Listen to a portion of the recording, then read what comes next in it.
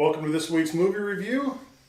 This is Should I Stay or Should I Go? This week's movie is The Transformers, The Last Night. Is that what the name of it is? Yep. Mm-hmm. The Last Night. So we, last week we didn't get in that we went to Warburg Theater. They had their Tuesday night movie deals, $5, free, very small popcorn. Not a bad deal overall. Especially for a movie like Transformers where you wouldn't want to spend, $20 to go to the IMAX. So I'm going to start off this week. We're going to take turns every week. So it's my turn. I was not in love with the movie at all. I feel like I'm going to ruin everybody else's review by going first. But the only thing I kept thinking throughout the entire time of watching the movie is I felt like I was being beat up for 2.5 or 2 hours and 45 minutes, whatever it was.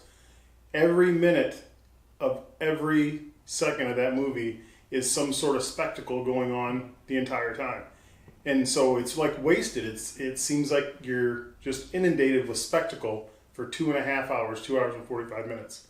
I would bet that the special effects budget on this movie is probably in 5 minutes is what a normal movie would be for an hour and a half, 2 hours.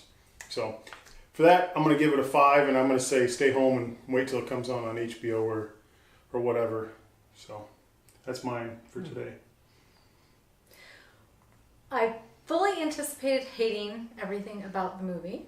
I went into it thinking very low rating for me. I didn't hate everything about it, so I guess that's a bonus. We saw it in IMAX and 3D. I liked that. I enjoyed the 3D. What I liked about the movie was the character pieces of it, where there was actually dialogue and things going on, and where I felt that there was a little bit of story with trying to figure out like the heritage. I don't know, kind of Indiana Jones-ish. That pieces of it I liked a lot. I hated all the Transformer pieces of it, which was most of it. So I didn't like any of that stuff. And I thought it was about an hour longer than it needed to be. I felt like I was there for 6 hours watching this movie. So for me, shockingly, I'm going to give it a 5 as well. And I would also say stay home. I enjoyed the movie. I was actually looking forward to seeing it. I liked the first one. I was hoping that it would be similar, and it was. However, I agree that I think it was about an hour too long, and there was a lot of action, and there were a few characters that I don't think really needed to be in the movie, like the little girl. I don't know what her part really was in that. And I did enjoy the little bits of humor that were thrown in. I felt like I was the only one that enjoyed the little bits of humor because I felt like I was the only one laughing in the theater. And with all of that, I think because of the length, I would have to give it a 5 also. I enjoyed it, but it was just too long. Fair enough. So I agree with Sharon that when I was going to the movie, I wasn't really looking forward to it that much. I always enjoy going to the movies, the event and the popcorn and the friendship and the discussion and everything. I figured, okay, here we go, another Transformers movie. However, for the reasons that Shane said, he didn't care for the movie. I really enjoyed, particularly the visual aspects. I felt like it was Michael Bay's best visually appealing movie. My biggest complaint about some of the former Transformer movies is that everything's like a jumbled mess, and when they slow it down and the Transformers are transforming and things, you can't really tell what's going on, and it's just a big blur. With this movie, there was a ton of clarity, and every scene you could tell exactly what was going on, from the gears turning and planes flying by and the slow motion sequences that, of course, you expect in a Transformer movie.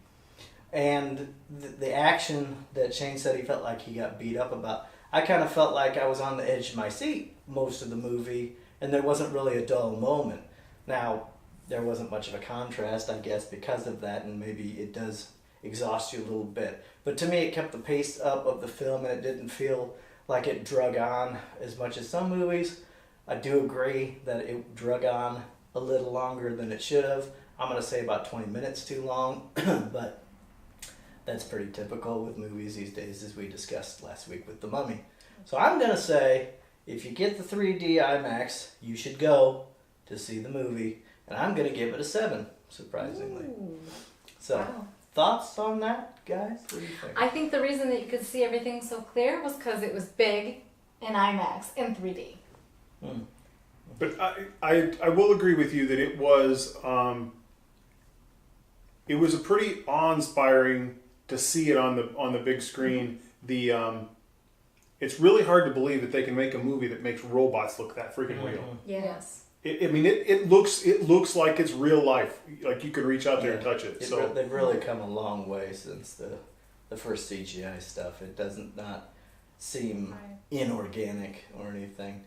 The storyline is cornbally at times. It was cornbally, and I agree with Amy Totally. that little girl, not really sure what her role was other than having that cute little robot. He was super She cute, served loved no him. purpose, Yeah. and they made him part of the story that just to interject his purpose, which Yeah. I felt So that was really contrived. yeah, it was. Was Ken Watanabe the I was samurai? gonna mention that. I think Why so. was he a Mercedes?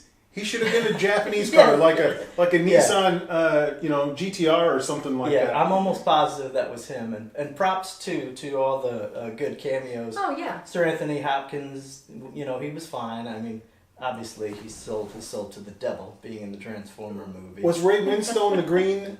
Yes, I thought so too. I thought Yeah. that was Ray Winston. So John I'll have to Goodman- double check that. Yeah, definitely John Goodman. Steve Buscemi had a bit part in there. Yeah, lots of good voice acting and lots of original characters from the first couple of episodes. But yeah, it was. I mean, from a visual aspect, it was impressive. But man, it just seemed like it was over the top. I guess that's Michael Bay's style, Indeed. though.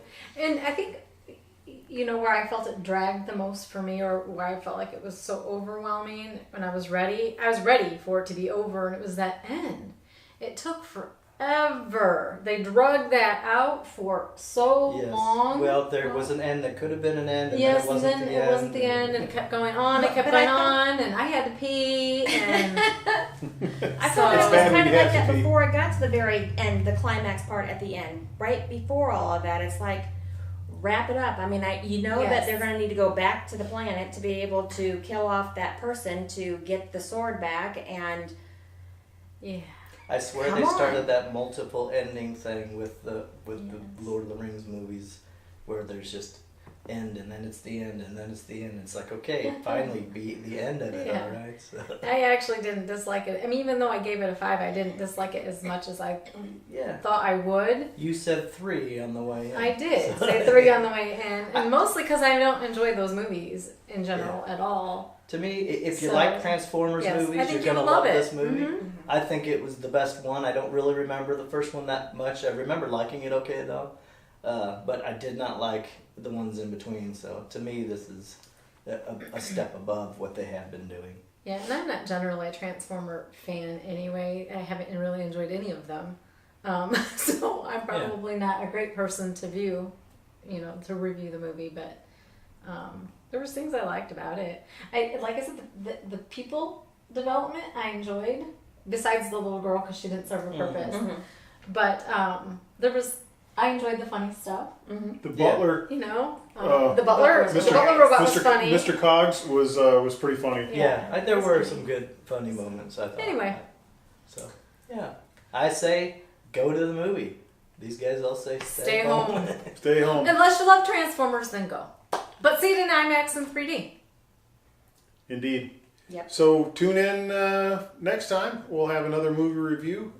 So this has been Should I Stay or Should I Go? See you next time.